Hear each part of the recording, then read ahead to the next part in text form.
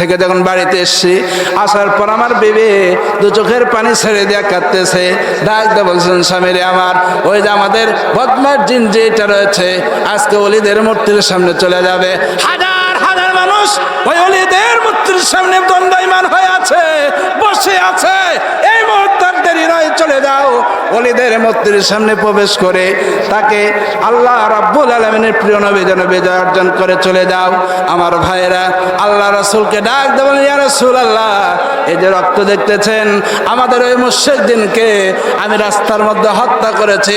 আল ওলিদের মূর্তির সামনে যে কথাগুলো শুনেছেন, আপনার দিনের ব্যাপারে কথা শুনেছেন, আল্লাহ রাব্বুল আলামিনের ব্যাপারে কথা শুনেছেন, যা বলেছে আমি বলে পক্ষ থেকে জোরে বলেন সুবহানাল্লাহ।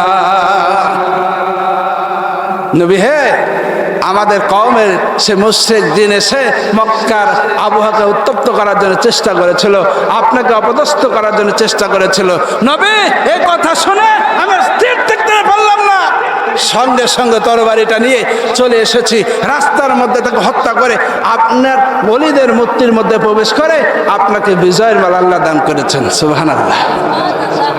তাহলে উখরিজাত লিন নাস, মানুষের জন্য আমাদের আবির্ভাব। এরপর